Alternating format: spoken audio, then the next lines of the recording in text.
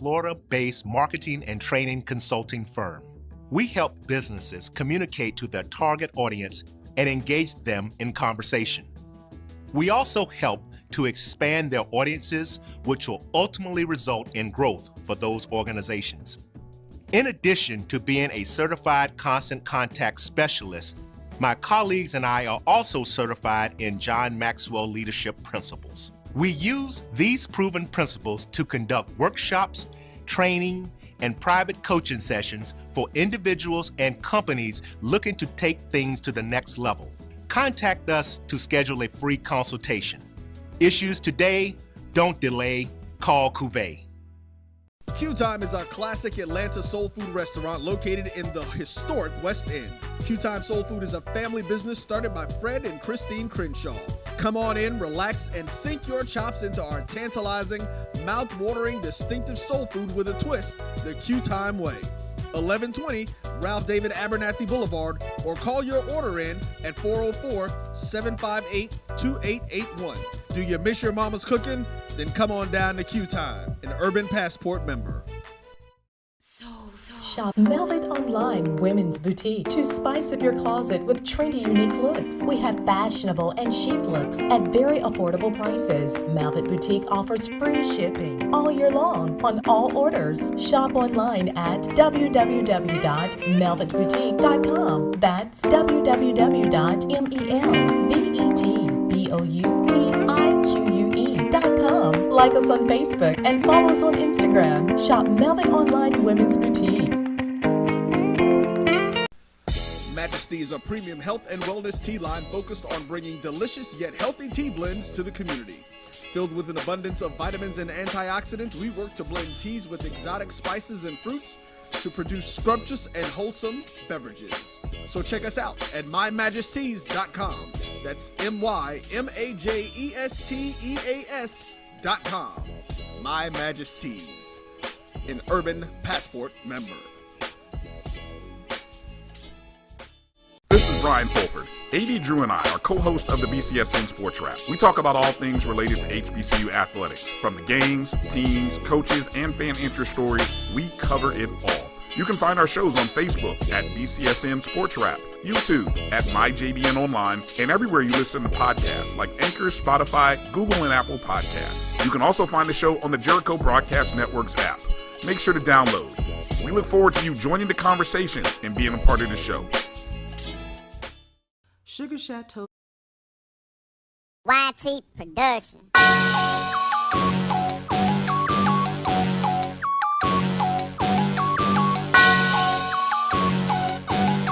Yeah. I love my HBCU.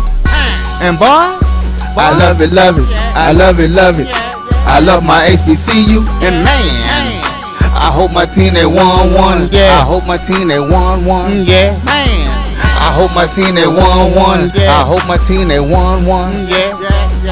I tune into the HBCU Sports Lab to see if my team won or lost. If they lost, I'm quiet as a mouse. But if they won, keep tab. I'ma do the dab, yeah. Dr. Cavil, he know what he be talking about. Mike and Charles, they know what they be talking about. They compress the analytic data with your hip hop. If you know them like I know them, they gon' tell you if your team, if they won or lost, and who the ball. So listen to Professor, yes sir, and pay attention, cause he gon' teach a lesson. And you gon' learn today, how your team they play, how they play, boy, you gon' learn today, how your team they play, how they play, yeah. We represent that swag, that MEAC, and let me say, what's up to Tennessee, stay, tune into. This is Dr. Cavil with Inside the HBCU Sports Lab with Mike Washington and Charles Bishop. The team is back together today. Man, long week, cold week. It's good to have y'all back with me up front in personal. Again, I'm so glad that y'all were able to fight through things. And I know it was tough, but I appreciate you all doing what you had to do. And again, prayers to all the folks in Texas and really in the South, for that matter, that are still dealing with the troubles, what took place in terms of the Texas winter storm that really shut down Texas in so many different ways. We were able to battle through. So kudos for Roy, AD, Brian and AD in terms of sports rap, jumping on board with us to support us. So I did want to say that. Before I jump in here, I know Charles is eager. You know, he showed out, went down to Jackson, got stuck in Jackson, made it happen. We're going to get some insight in terms of how the experience was in terms of the opening weekend debut on ESPN 3. Got it done, 56-0. Hard to say anything about when you get a W. We can pick it apart, but it is what it is. So welcome to episode 106 of Inside HBCU Sports Lab radio show and podcast, the show that's covering the sporting HBCU diaspora, all things HBCU sports for the institutions large and small, from NAIA to the NCAA.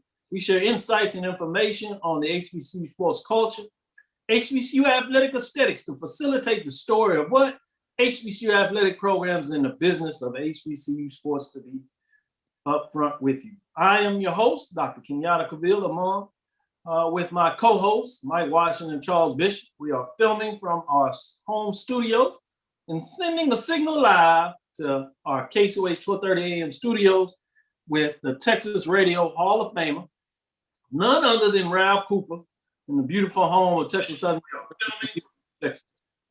So just wanted to give him a shout out. Today's episode of Inside the HBCU Sports Lab is sponsored by THG Agency LLC.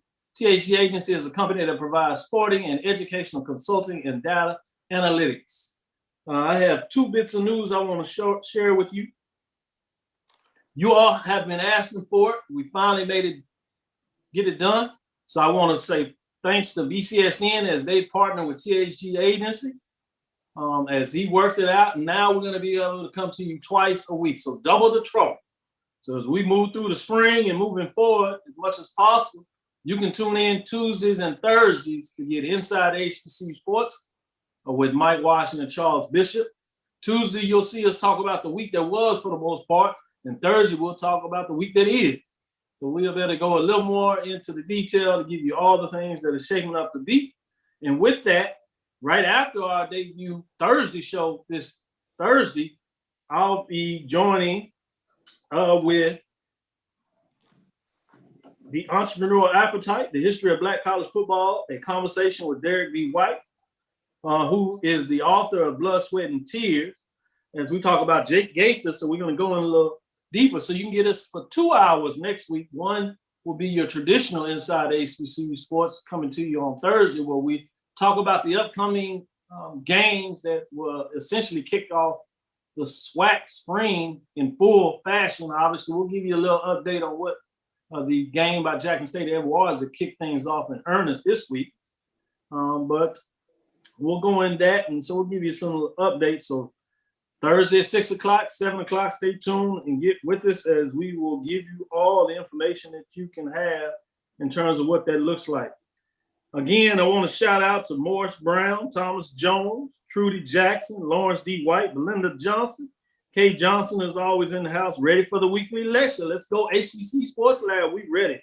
Give you that. Ricky Burton. Rusty, it's time for Inside HBC Sports Lab. D, I love. Hashtag. D, we always love. Kay Johnson. I know that's right. They in the house. Jackson must be feeling good. Something must have happened this past weekend. Yeah. Wonder what happened. Wonder what happened in MI crooked letter. You wonder what happened. Oh, great. Chuck Hunt, Anthony Weston. So keep it coming. We're going to get y'all some love and give you some updates. So get it in there. I did want to do this, Mike, as you see, as you know, Charles has his chest out and Jackson fall. I just want to know a little bit. I got me a nice little shirt. Look at y'all. That's right. That's right, baby. Sports and culture, and then I threw it on with my jacket. The inside all lined up. I'm not coordinated. I liked it. Yeah, it's warmed up too much. Have all the fun. What you say there, Mike? It's warmed up too much. I just got the shirt on. Sports and culture, baby. You lift weights and all this, so your chest stick out, so you can fit all this. I'm still working it. I'm trying to get there. I done took it off, but I got to tone it up a little bit now. So wait till the summer though. My arms gonna be all out. Y'all gonna be in trouble. Y'all gonna be like, "Ooh, doctor, you got spoiled." Oh yeah, I would say something, but that would be 25 years ago. Oh man, you're killing me. Let's go to Charles. What else the news of the week, Charles? Of course, we'll start off with this past Sunday, Jackson State. Hey, you know what, Dr. Phil, before I even get into the news, let me stop and thank a lot of our listeners who really inboxed and DM'd me in terms of checking in on us last week to make sure we were safe. Kay Johnson, I want to definitely shout you out. I really, really appreciate it. That was very thoughtful of you. There was quite a few of you that reached out just to make sure everything was up and up over here in Texas. So definitely appreciative of that. We take a look at this past week's news. Jackson State, they start off the 2021 spring campaign with a big win over Edward Waters, 53-0. It was a complete win from Jackson State, 183 yards rushing, 252 yards passing. Jalen Jones had a big game, 17 of 19, 163 yards and 2 touchdowns. Quincy Casey, also quarterback for Jackson State, he goes 7 of 13, 65 yards and a touchdown. So big win for Jackson State this past weekend. Yeah, it was a big win. We want to go inside. You got to be there in the house. Everybody, a lot of people, a lot of our fans watched the game, obviously. They certainly went and checked out and got the score. But what you could not see on television was the build-up, how much had to be done to make sure the game was played, first of all, and then just all the ceremony, if you would, around it. Talk to us a little bit about that, Charles. Give us some insight of what that looked like. Sure. Well, you saw Jackson State, they brought out the red unis, which is a new look for them. It was WC Gordon Classic. And of course, WC Gordon, great football coach for Jackson State. He introduced that red accent into the Jackson State uniform pattern. So they honored him by wearing the red unis. But I tell you what, it was a festive atmosphere, a lot of excitement. They sold out their 25% capacity in terms of getting into the stadium. I had a lot of questions with regards to, we were doing with the podcast, doing a lot of live things there, pregame and halftime and postgame. I want to stress to everybody that only people who were tested and tested negative were allowed field access. So that's very important to get that out there. I didn't just have mask off without reason. So everybody that was had field access had been tested for COVID and was negative. So it was really a tremendous atmosphere for Coach Prime to get out there and get that win. He mentioned, amongst other things, of course, in the post-game press conference, it was an emotional thing for him to get that win. Guys presented him the game ball. And, I think you take a look at the game itself. It wasn't anything flashy. It was efficient, if that's a word I can say, in terms of what Jackson State was able to do. Not a lot of balls thrown deep, if you will, but a lot of things, a lot of passes and runs mixed in there. Long drives, 7-8 play drives, things of that nature. But it wasn't spectacular, but it was a good showing. And 53-0, you can't argue with the results. Yeah, absolutely right. And I really like the fact that you brought up in terms of the field. That's something that is going to continue in the fall. And people that didn't really have access to the field, they may not know this, but anybody that has access to the field with the coaches and players are getting tested in the sport of basketball, football, men's and women's basketball. They're getting tested during their time that they're playing 3 times a week. And so if you're going to be in contact with them, which means in a facility on the field, you have to get tested. So those folks are all around the scoring table, the referees, all those folks are tested multiple times. They won't even let you on the field. Carlos talked to his athletic director, and he was trying to make an appeal to be on the field and lead the team out. I think there were some sponsorship dollars that he was talking about supporting them in doing that, which I think was a great idea and a big deal. But even the athletic director said, yeah, we can do that. We're going to test you out because you got to be tested when you get on the field, and that's the case. So that's something that people may not realize. So I'm glad you brought to the table. whether it's basketball or football, if you're going to be anywhere around that court, media, coaches, players, and etc. In most places, even if you got floor seats, if they're doing floor seats, you're going to have to be tested before you get anywhere close to that playing surface. So that's why you see a little differently in terms of what's going on there. So that's a great point you make. And one thing I did want to point out, the event that we had here in Texas last week, that storm system moved through Mississippi. So I definitely want to shout out to the individuals who got the stadium actually ready to play, because that was a huge effort. Literally Friday and Saturday, there was a lot of questions as to whether a game was going to be played or not. There was a lot of snow and ice around the city, and they were fortunate enough to get the stadium ready, if you will. So I definitely wanted to make mention of that Jackson State did a whole lot, I think, to actually get to the point of playing the game. Dr. Cavil, a lot of celebrities were there. Troy Aikman showed up as a surprise to Deion Sanders. We had an opportunity to interview him and talk to him a little bit about why he showed up. Don't just say that. Don't say that in passing. Yeah, I know. I was gonna give. Don't just toss that out there. Throwing all the thunder, man. We could just give him the whole 15 minutes of show. It's Jackson. You see this right here? You talking to a Cowboys fan. 1400 club. I mean, heard over. I know it was a good day. All about that. All about that. So yeah, Mike. Well, let's steal some of this thunder back. I just want to know, Mike, I used to be a big time Cowboys fan. Yeah. The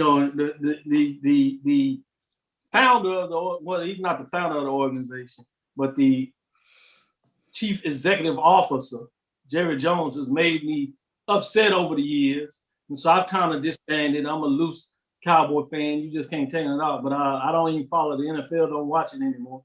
But that's beside the point. Used to be a big-time fan. I know you are a big-time fan. Charles is a big-time fan. Man, tell me, what were your thoughts when you seen the picture? I got to see it, the recording, and I'm sure you watched it later. When our boy, our frat brother, our co-host, is big-time chumming it up in this interview with the 3-time NFL Super Bowl winning quarterback of the Cowboys, Troy Aikman. I mean, what then he sneaks in. Yeah, Nate was there too. well, first of all, let me set the stage for you. It was recorded live, so I was watching the game live. I finally figured out how to get it on my iPad, and I saw the live recording. And I saw Charles, flashing his little COVID-19 badge, Troy COVID-19 badge. They shoulder to shoulder like they've been boys for years.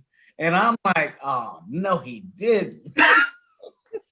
I felt the same way. I felt betrayed. I'm like, no, he didn't. He didn't tell us all that. We would have showed up. We know you're going to do that. We would have did a joint presentation. We would have got some. He's like, man, don't worry about it. I got you on this one. So I'm texting CB. I'm like, man, you got Troy next to you. He's like, hey, did he text you back? Blow it off like his nut. Surprised he had time for you, Mike. Did he text you back? The head got big. Can he fit on the screen there? Did he text? Give him a shout out to my guy Chris Dealey, my other partner with the 1400 Club in Corey College. Rusty Russ in the house. Karen Griffin, James Bryant. Chuck Hunt, as we always had, much love for him. George Walker. So shout out these folks. Dwight Moore, AD, always giving us much love. Kevin Crawford, yeah, boy, they in the house, man. That was funny. That was just big time. Man. All in all, that was a terrific interview that you guys did, CB. I mean, great conversation. Yeah, it was great back and forth. A lot of information out. It was a great job. I appreciate that. As we get ready for our guests that should be joining us shortly, Mike, do you have some news that you want to show since we can sneak in something? Maybe it'd be other than Jackson State. I know the volleyball team at Prairie View, so I don't know if we want to talk about that. I don't. I'll bring up the volleyball team a little bit later. They had a little upset here, but the State Fair Classic, PV versus Grambling. You probably saw the notice. That's a long honored tradition here in the state of Texas, but because of well, not really COVID, but because of the freezing conditions, has been pushed. The game is now scheduled for 3 p.m. on Saturday, March 13th, 2021 at Globe Life Park in Arlington, Texas. So both schools put out some official notice. Unfortunately, due to the impacts of the inclement weather and the time required to assess what is needed to get the Cotton Bowl Stadium ready, we collectively agreed with the State Fair of Texas and the promoter that the prudent decision was to move the event. It was the right decision, given all that's happened. Dallas, you saw Houston in the news, but Dallas had much colder weather. So to get things right, this will give a lot of opportunity for hopefully, folks to get the field ready and for that to be at least somewhat of the classic that it traditionally is. So I look forward to hopefully going, depending on how my son's lacrosse schedule is, but that was rescheduled for March 13th to 2021. No doubt about it. It's a great information. As we break in, it looks like we have our guests joining us, so we'll get right to them as we bring them onto the screen and have them ready. As we prepare for that, I did want to talk about a question out here. Russ has a good one. With or without tests, what messages is sent or received for master sports media coaches and athletes? It's a great point. Somebody got a little bit of trouble in regards to perception of what that looks like. So there's still some concern out there. Obviously, we just got over 500,000 deaths, 500,000 deaths. So I think your point is very warranted, and we'll see how that moves forward. People have different ways they deal with it, perceptions of what goes on there. But with that, let's jump into our guest, Mr. Erwin Prentiss Hill, BSCG 360. Let me give a little bit of introduction, then we'll let you do even more yourself. I like the big time smile, man. That's a good thing. That's a good thing. As we're doing that, you make sure you unmute so you'll be ready to go. His responsibilities include managing college sports properties and executing collegiate sporting events with the purpose of promoting HBCUs to urban youth. I certainly like that and respect that. I see he got the blue tie on Tennessee State. You know, I was trying to say. Oh, he got. Oh, no, he don't. Represent. He don't. Yeah. Yes, sir. I mean, no, he don't. Big blue. Act State TSU. Yeah. Real TSU. This could be now. good. I gotta give you my difficult questions now. Mr. Prentiss Hill is going to share a little bit about his background, but we're really going to get into the State Fair Diamond HBCU Classic. I'm excited about that. We've seen a little bit of this out there. Prairie View and Grambling, Southern and Pine Bluff, a new annual doubleheader HBCU collegiate baseball event weekend in Frisco, Texas, playing at a minor league ballpark, so big time place facility for these young collegiate players to play. It will be on the podcast. He'll be here talking about it a little bit, so we're excited about getting him in here. Before we go any further, I know I read a little bit about your background as we see. Attended Tennessee State, then went on and did your master's at Clark Atlanta University, so big time now. Sir. But talk a little bit about yourself, where you're from, and how you end up getting to Tennessee State. Oh, great question. So born and raised Birmingham, Alabama. I'm a country boy. Attended Parker High School there in Birmingham, which is a very historic high school there in the state of Alabama. I intended to go to Tennessee State University only because I pulled a scholarship. My first choice was Tuskegee University. I had an older brother that went to Tuskegee. My mom's went to Miles College, so HBCU is a family affair. So we all attended HBCUs, but I had to go where the money was. So essentially, Tennessee State was the first school to come with a full ride.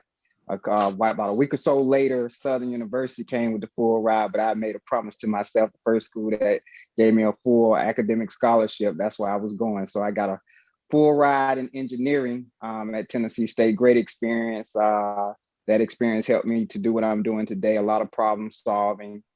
And so I eventually ended up switching over to business I decided I didn't want to do engineering for the rest of my life. And so I decided to go into business. Tennessee State was a great experience, learned a lot there. My love for HBCU sports was developed there. You know, Tennessee State has a great history and legacy across the board in athletics. And so as a student there, I gained the knowledge and understanding and the history as it relates to HBCU athletics, and that kind of developed there. And then did a couple other things in life, but went on to get my master's in business. My brother and I decided to go to Clark Atlanta together, so that was a great experience. Being in graduate school with my brother, that was an awesome experience. Had an opportunity to work for H.J. Russell and Company, another great, TSU, well, not TSU alum, but Tuskegee alum that owned H.J. Russell and Company, one of the largest construction companies in the world at one time. So being at Clark Atlanta, man, was a great experience. Being in the hot Atlanta, being around all the history there. Did not know until I started doing these baseball classics that Clark Atlanta University has a significant place in Black college baseball history. As a matter of fact, the first Black college baseball game was played between Atlanta University and Clark College. So I did not learn that while I was there, not until I started doing these baseball classes and started learning the history of Black college baseball that I learned that information. So it's been a great ride. I'm now based out of Chicago. BCSG 360 is a nonprofit 501c3 organization with a mission of connecting urban youth with historically Black colleges and universities. The way we do that is we host Black college sporting events across the country, utilize them as college and career readiness programs, essentially super recruiter events, HBCU job fairs, and the like. So we try to take it and make it more than just a game and create some opportunities and connect with corporate partnerships in other ways than just sponsorship. So we've been having fun doing it, man. We got a lot of work to do to get this thing where we want it, and but I think we're headed in the right direction. Kudos for you. I did a little foray. I won't insult you. I put a basketball game together between South Carolina State and Alabama A&M, Miles College, and Benedict. Seemed like maybe 20 years ago. It was good for the first one, but it was too much work. It was too much work. I say it's a lot of work. So people don't understand. You can just put these games together, have these great ideas to execute it in terms of what you're looking at doing. Tremendous. My hat's off to you for that. Before I start to share it, no problem. Before I start to share it, I did want to ask you, what years were you at Tennessee State? I got there in 1995. I was on like a 5-year plus program. Tennessee State is definitely considered one of the great party schools amongst Black colleges. So I definitely got that experience in, but I did stick it out and was able to finish a couple of years off track, but the experience was great nonetheless. So I enjoyed it, man. From 1995 to about 2001 is when I left Tennessee State. Well, my first job was coming out of Prairie View. I was a mechanical engineer. You got Mike Wash, he's a chemical engineer. We got this other guy over there at Jackson State. We won't talk about okay. So I see where love is coming from. we won't get too much trouble.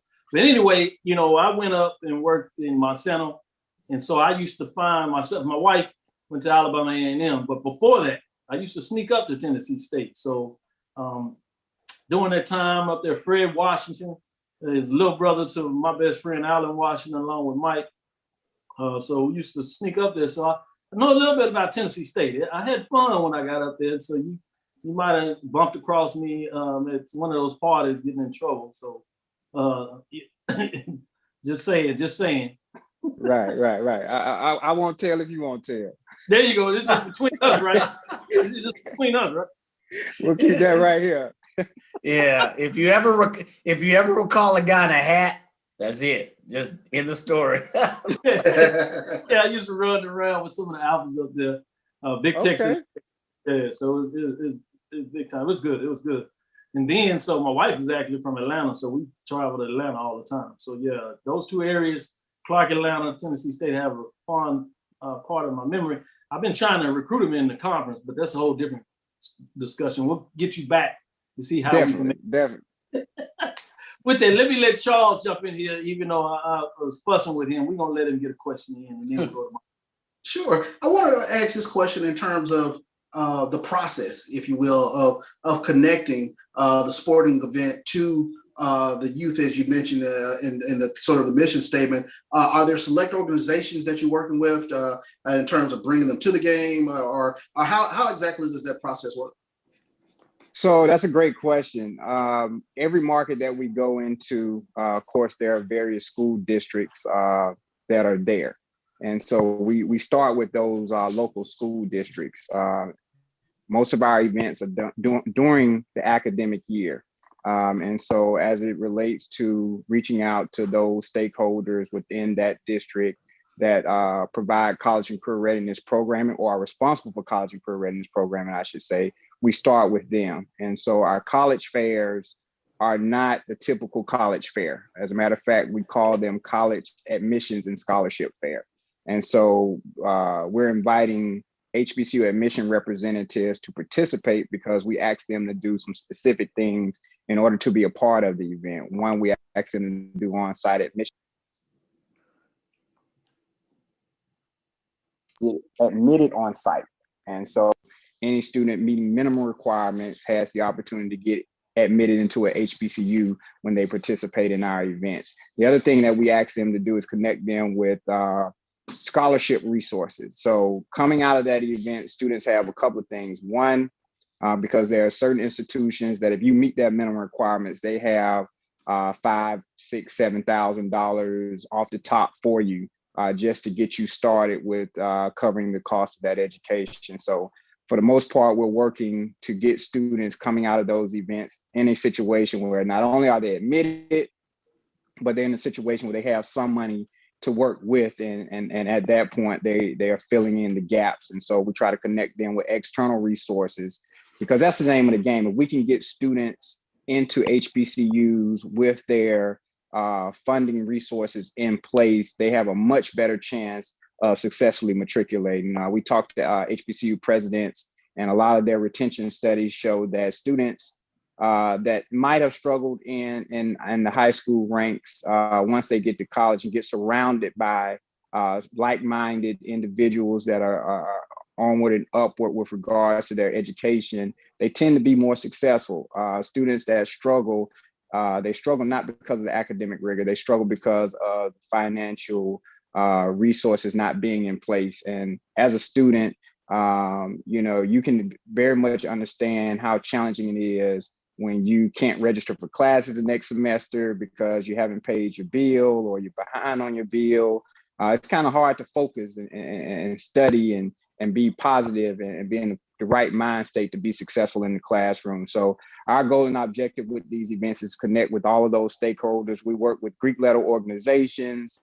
We work with local HBCU alumni chapters. And one of the unique things about our sporting events is that when you're playing in minor league ballparks, 6, 7, 8,000, 10,000, 12,000 seat facilities, you have the opportunity to partner with these very organizations that are providing scholarship opportunities for students. So instead of us trying to create a scenario and situation where we're making all the revenue at the gate, we partner with these organizations and we'll split 50-50 with ticket sales, because we know they're going to take those resources and put into their coffers for their scholarship program. And so we appreciate the work that they've done over the years.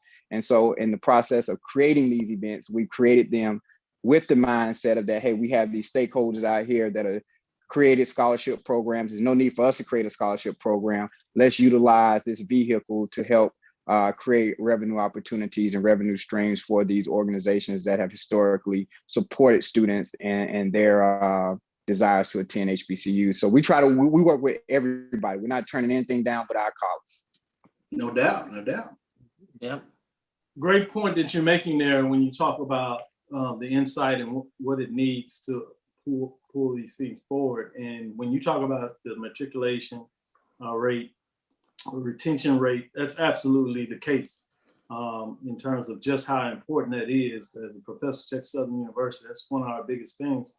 You're absolutely right. Part of that is so much measured about students having the financial ability to move forward and not having to stop out, as I like to say it, instead of, as many people refer to it, in terms of dropping out. They're just stopping out most time to get their financials straight so they can come back and try to finish. So any way that we are advantageous of doing that is a great point. Let's get in here. I'm gonna let Mike ask his question, and then we'll go to a break, and you can answer it after the break because we're right upon it. So I want Mike to get in his questions, and then we'll take a break. And if you hold on, we bring you back, and you can answer that question if that works for your schedule. That works. I'm here. All right, go ahead. Yeah, say, Erwin, again, thanks for coming on the show.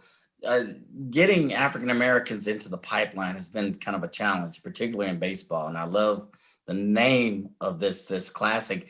Have you been able to begin tapping into like the Jackie Robinson League in Chicago or the RBU program with MLB? I know they have that's big here in Houston in the Acres Home area.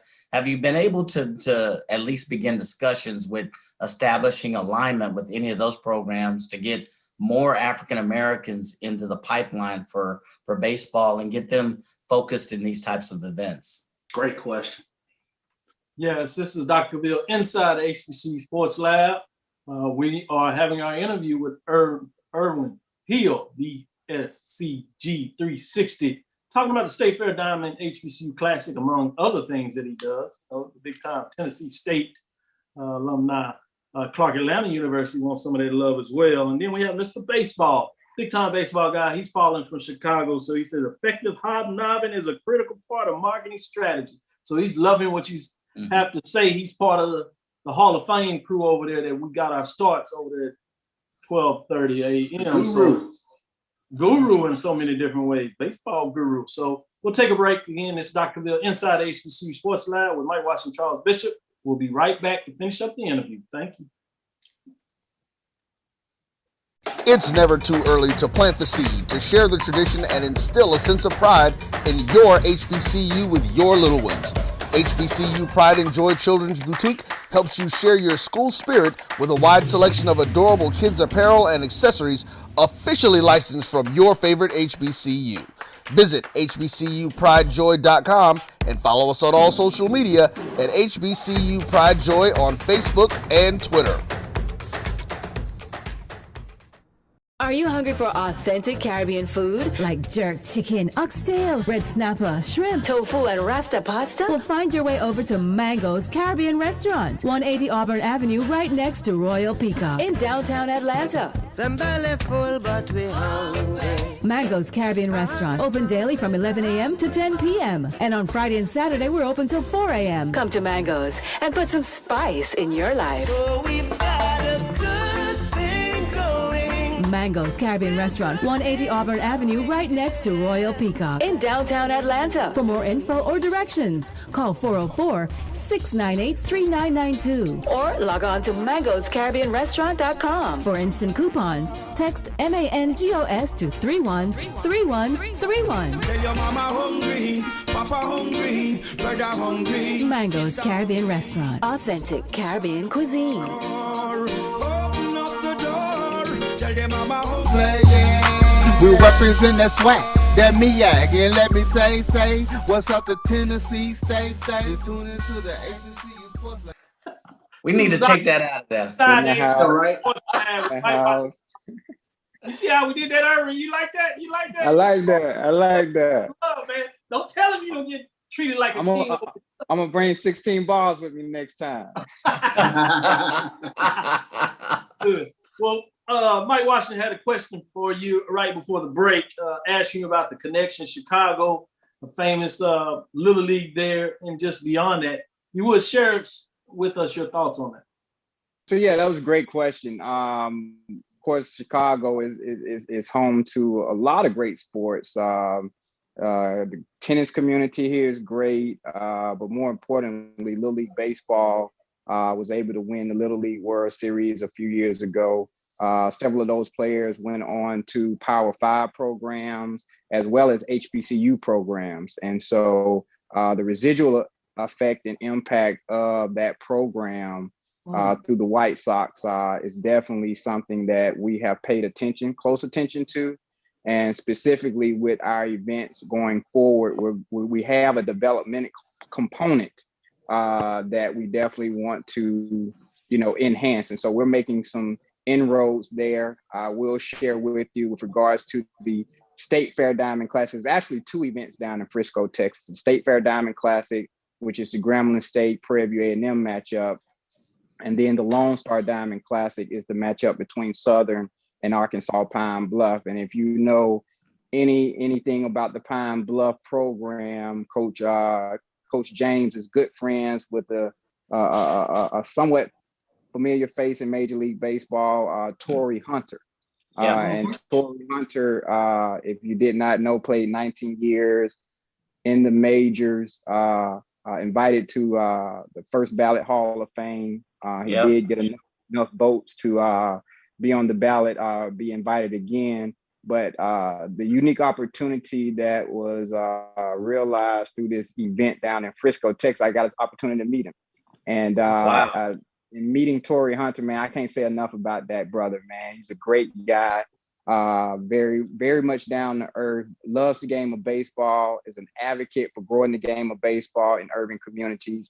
And so we've talked extensively about, that opportunity. He has great relationships with Major League Baseball. And so we're in talks preliminarily about how we can make this event. And we think the HBCU Diamond Classic is the platform that can be utilized, the conduit that can be utilized to help promote the game. Wow. The way we want to promote Black college baseball is just like you promote Black college football. We want to have the bands in the stands. We want to have the cheerleaders, the mascot. When you're playing these ball games in the likes of Dr. Pepper Ballpark down in Frisco, Texas, and 121 Financial Ballpark down in Jacksonville, Florida, they have all the amenities of a state-of-the-art facility. So audio, video capabilities. You got walk-up music. You got player profiles on the jumbo screen. So it's a great thing. I've taken schools like Lincoln and Harris Stowe State, put them in a 10,000 seat arena like Schaefer's Arena, and it just rises the level of competition, the in-game experience. So when you can put HBCU sports, pull them out of the gymnasiums and put them into arenas, first-class facilities and first-class ballparks, it raises the level of play of the players. And you'll be surprised. There's a lot of great baseball played in Black college sports. A lot of scouts are looking at players. A lot of players get drafted from HBCU baseball ranks. So we're very excited about what the opportunities are, but more importantly, we want to create scenarios and situations where we attract fans and attract youth to play the game of baseball and ultimately help build the brand and quality of play in Black college baseball. So we love the partnership opportunities that are out there. That's awesome. That's awesome. Great information. I sure appreciate you sharing that story in terms about the legend, as I see it, Hunter, in terms of what he's able to get done during his career. And certainly we've heard about what he did already at Pine Bluff. And so to align with him in terms of the way he sees about developing the game is great to hear. It makes sense. I think Charles has one follow-up question he wants to get in here for. We'll let you go. We know your schedule is busy, but we thank you for your time. But Charles, if you would, I saw you had a follow-up question. Sure, and I'm well aware of Torrey Hunter in terms of him going about the business of trying to grow the game, especially within our community. But I want to know, are there others out there beyond Torrey Hunter? And do you think Major League Baseball is doing enough to really inject baseball into our community again? Because we're a tremendous baseball populace. The answer to that question is no, they're not doing enough. And I don't mean that in a negative way. There's a disconnect between Major League Baseball and the urban community or the Black community. They realize that. And so they're very careful and strategic in how they want to reestablish or reconnect with the urban community. But there is a focus on their part to make that happen. They realize that they're losing a lot of great athletes to NFL and NBA, and they want to figure out how do we capture some of those athletes so that we can capture some of the magic that those leagues have back to baseball. And so it's just one of those situations where it takes time in order to cultivate the necessary relationships that will result in not a quick fix to a situation, but a sustainable long-term pipeline to Major League Baseball. And so we're very confident that over the next couple of years, like I say, I would love to come back. Just got a couple of emails today about a project that we've been working on for a couple of years, a postseason event for Black college baseball.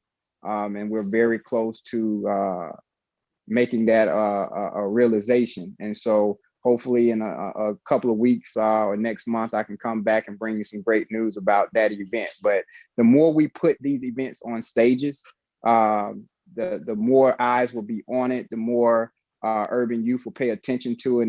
And if we play these events just like we play the Circle City Classics, or we play the Magic City Classics, or the Bayou Classics, the recognition will come, and student athletes that are playing the game will definitely look more at HBCUs to play the game of baseball. And I think it's going to have a tremendous effect long term. Certainly, we certainly will be happy to have you back for that announcement. We can make it a big deal, close that out, and so we can have you back. Before we let you go, I did want to make sure that people know how to go get more information on the State Fair Diamond HBCU Classic. So if you would, please give them that information and how they can maybe get in contact with you, or at least get in contact with, make sure they can get information for the State Fair Diamond HBCU Classic. So yeah, definitely. You can go to our website, www.bcsg360.org. We're also on Facebook. You can search us by the name of the different events. The Jax Diamond Classic down in Jacksonville, Florida, March 22nd at 121 Financial Ballpark. Tickets are on sale through the Jacksonville Jumbo Shrimp Ticket Office, as well as down in Frisco, Texas, March 26, 27, and 28. The State Fair Diamond Classic featuring Prairie View A&M and Grambling State, as well as the Lone Star Diamond Classic featuring Southern University and Arkansas Pine Bluff. Again, those tickets are on sale through the Frisco Rough Riders Ticket Office. So Google or search any of those minor league franchises and click their ticket office, and then you will find the tickets for these events. But if you have any questions, definitely you can email me at Prentiss, Prentiss at bcsg360.org. We had about 20 events slated for this spring, but due to COVID, we cut back tremendously. We're trying to add a couple more regular season events, but we're definitely looking to come into a market near you in the very near future. So if you have any questions or suggestions, feel free to let us know. No problem, no doubt about it. We'll catch up because I have some basketball classics that I'm trying to get off. So I want to see if we can find a way to partner to get that done. You said you're down at Texas Southern? Yeah, I'm at Texas Southern, Houston, and so. Okay, I was just down there a couple of weeks ago scouting that facility, H&P Arena, and we definitely need to talk because I have something that's in the works that you would love to hear about. No problem about it, and I have some connections there that I can hopefully make some things happen. So we'll see how to partner on that and move forward. Absolutely. And then we have the minor league baseball facility out here, so we can see about out there in the Sugarland Skeeters about making sure if that needs to be a space that you need, we can look at that too. So appreciate your time, Mr. Erwin. Thank you. Representing, getting it done in so many different ways. Really appreciate your information, your time. We'll hear back from you soon, I'm sure, as you absolutely represent. Absolutely. We'll talk about it and get you back in the fall before that matchup to see if y'all can go back and forth between Jackson State, Tennessee State. Oh yeah, that's gonna be a bomb run. I'm looking forward to heading to Memphis this year. That's gonna be a good one. Looking forward to it. We get you a little excited on that, but we'll stay in contact. Keep doing what you're doing. We appreciate what you're doing. We look forward to hearing more. Absolutely. You guys keep up the great work. All right. Thank you very much. Thank you. Dr. Cavill's inside the HBCU Sports Lab with Mike Washington, Charles Bishop. Just finishing our interview with Erwin Hill of BSCG 360, talking about the State Fair Diamond HBCU Classic and a couple of more there, Lone Star Baseball Classic, as well as one in Jacksonville. So go to the website, bcscg360.org. You get more information as you talk about moving forward. As I go back to Mike, what are some other news that you wanted to get out there? I know I'm going to go and get this out there. I'm going to do this. Jackson State is on ESPN First Take tomorrow. So y'all tune in. Yeah. We're going to give them love. They represent the SWAC. So they didn't circle back. They've had once a week for the whole week of February. Stephen A. Smith, giving him credit in terms of what he did. Started out with his alma mater, would make sense. Winston-Salem State, which is out of CIAA. Went up to the MEAC, got some love out of Howard. Went on back down in D.C. and then went down to Atlanta. Brought in Morehouse out of the SIAC. Now heading over to Jackson State from the SWAC. So they did all 4 major conferences. Give some love to Gulf Coast Athletic Conference. At least they found one school close to the Mississippi. That's all. They found one school close to the Mississippi one out of River. each conference. So, hey, it makes some sense to me. You got to have his school in there. Yeah. Dion is getting it done. His name rings a prime time. Jackson State is prime university in itself. So you tie those connections together. It makes a lot of sense to me why they did it. Now, I'll always rep to see if we can get him into Houston, Texas Southern, or down the street 290 at Prairie View. That wouldn't hurt, but we understand. I want to get that announcement there. So I wanted to get into a little discussion. We ain't had a chance to discuss a little bit as we start to get in the closeout. It's been a while now, but I hadn't got your thoughts on it. Alcorn State opting out of the SWAC. That announcement came. Obviously, by now you talked about the penalties that are taking place in terms of it having to forfeit the season based on the notification and how they notified everybody. So just wanted to get your thoughts on that. Let me start with Mike first. Yeah, I don't know if you've seen the revised predicted order for the SWAC. No, I didn't. I Yes. saw it, but I hadn't read it yet. Let me put that. Yeah, shake up in the spring schedule establishes a new favorite in the SWAC East. That new SWAC East favorite is Alabama A&M. Well, it should be. Then Alabama State, then Mississippi Valley, and in the West, it's Southern, Grambling, Prairie View, Arkansas, Pine Bluff, and then Texas Southern. Did you skip Jackson? Was that? Yeah, he did. Yeah, I wasn't saying again. So anyway, Jackson State finished second in the East in the spring. So that move to decide to postpone or cancel their spring obligations has caused kind of a shakeup, at least in the spring. The way it was announced, it was kind of sudden to me. I don't know, those of you who are inside, it seemed like it came out very, all of a sudden. So I don't know what that means for the rest of the league.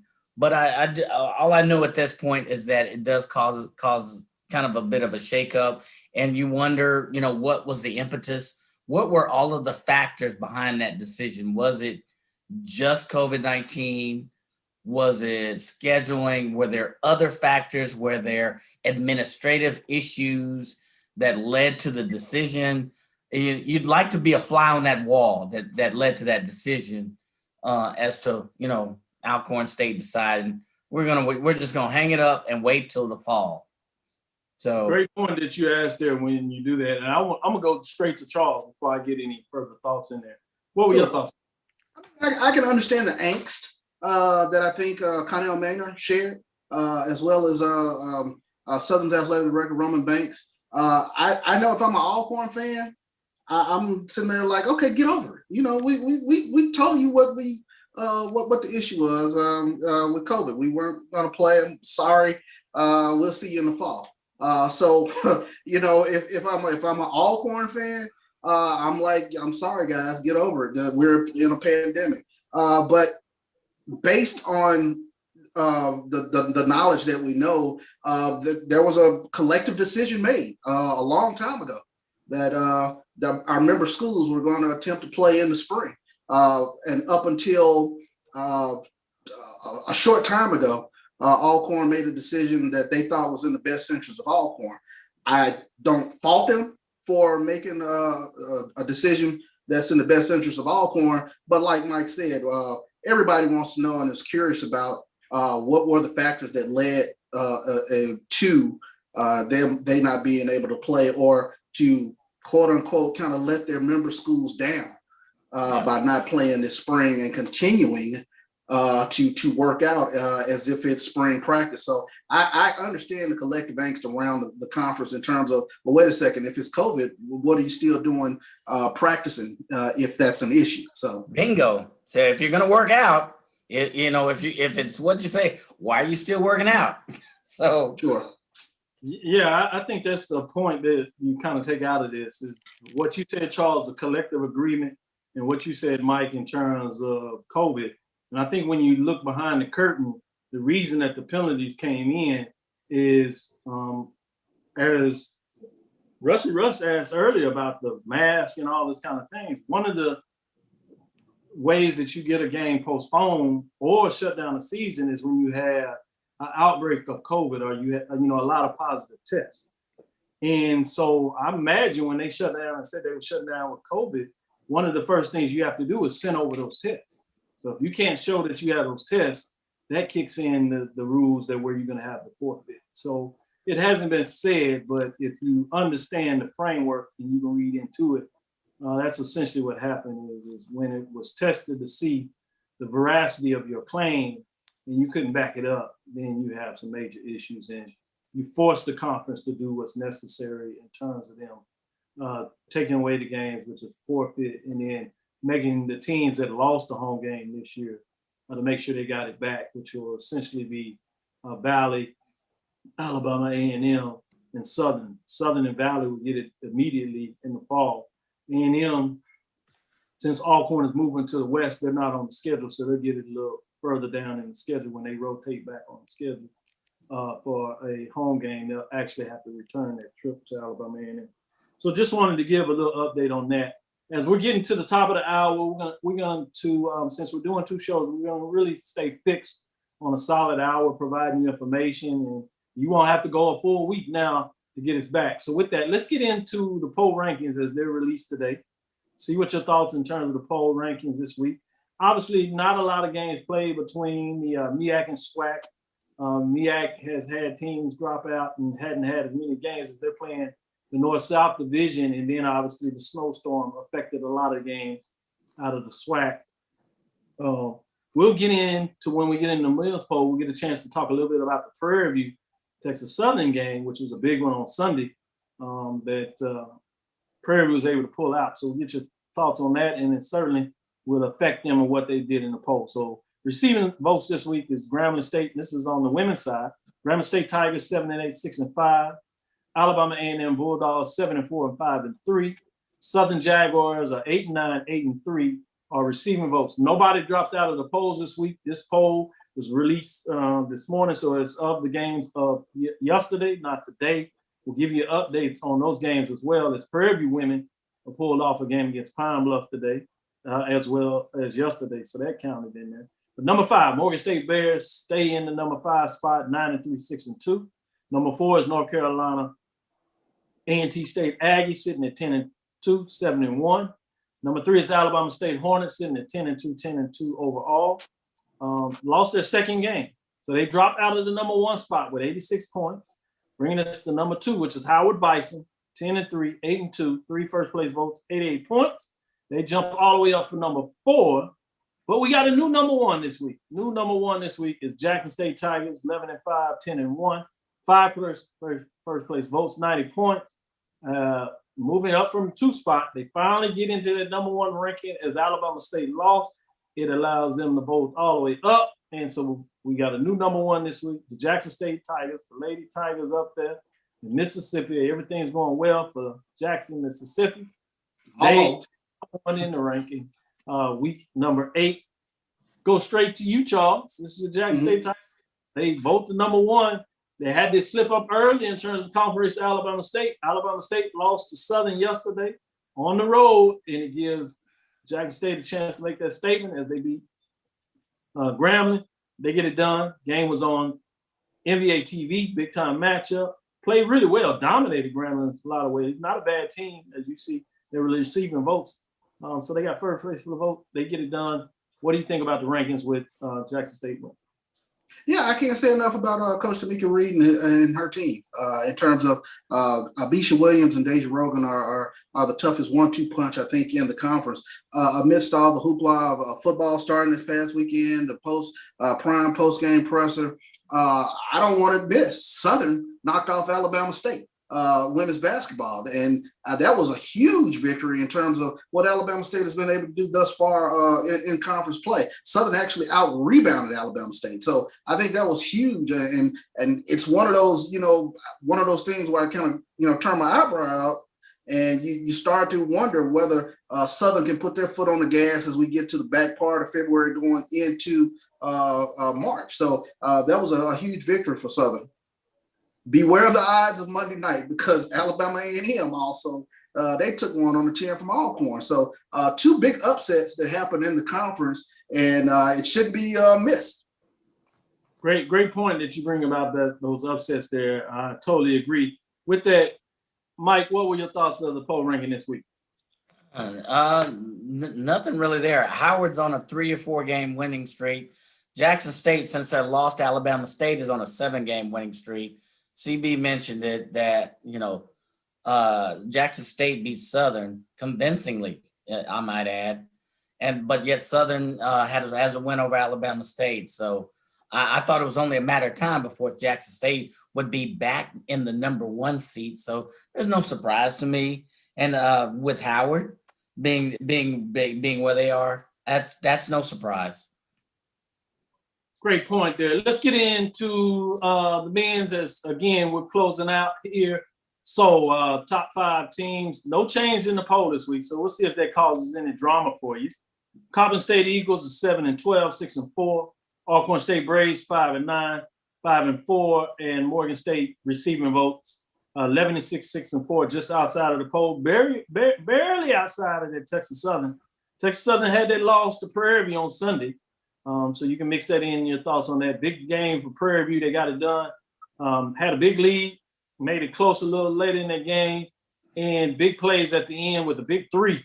They put them on top. They were able to hit a free throw and hold on and get it done as they defeat Texas Southern Tigers at number 5 in the poll, sit at 7-8, 4-3, 51 points, just edging out Morgan State at 50. At number 4 is North Carolina A&T State Aggies, 9-10, 5-1.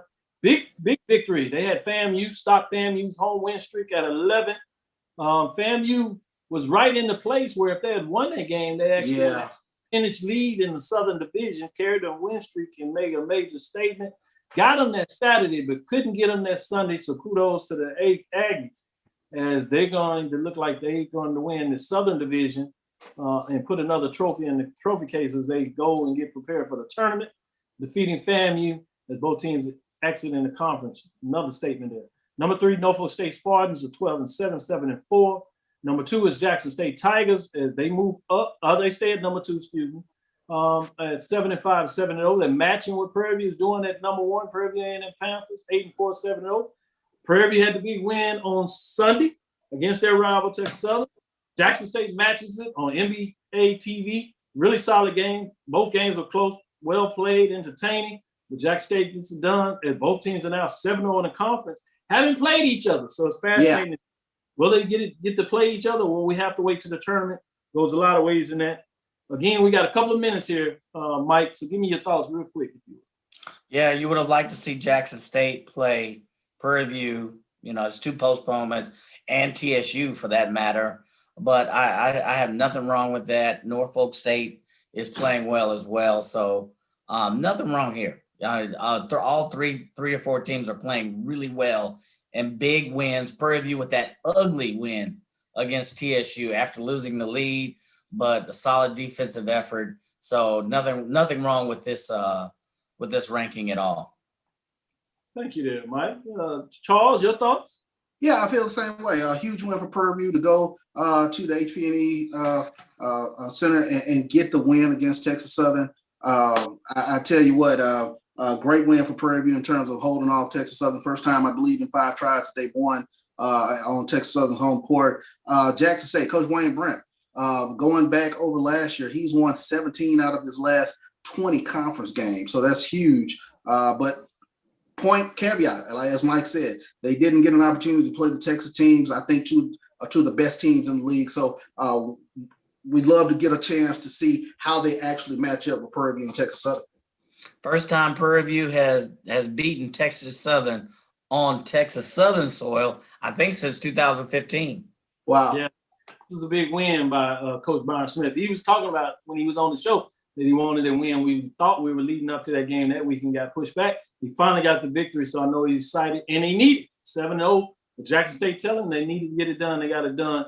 They're leading at halftime against as a game playing tonight as they're playing Pine Bluff. They're leading 35-24. Prairie View A&M's women got a overtime victory for the second night in a row over Pine Bluff in terms of getting it done. So just wanted to give a little shout out there. Texas Southern women is leading in the third quarter, 52-43. Want to give a shout out. I know I teased y'all and said something about South Carolina State taking the Alcorn State place. Well, Lonnie Shaw says, don't worry about that. He said, put A&T in the SWAC East as an honorary team. We're looking to kick some ass before we leave the MEAC. I thought Come on, Lonnie. Come on, Lonnie. Yeah, happy birthday to you too, Mike. Come on, man. I could have reached out to the commissioner and worked my magic and made that work right after they shut down the MEAC. You should have told me. I could have went to work. With that, we're going to shut out right here. Look for us Tuesday. We'll get a little more talk. We'll get into the matchups for Saturday, Sunday. In terms of the Friday, Saturday, and Sunday is football in the spring is taking place. We'll get into that. So check us out on Thursdays. We'll take a deep dive. We won't have interviews. We'll go all inside the numbers as we do it there. Thank you for listening to Inside HBCU Sports Lab. Make sure you share on podcasts with your friends and our colleagues. I am Dr. Kenyatta Cavil, the Dean of College of HBCU Sports with Mike Washington and Charles Bishop. Hope you enjoyed our interview talking about the Baseball Classic coming up.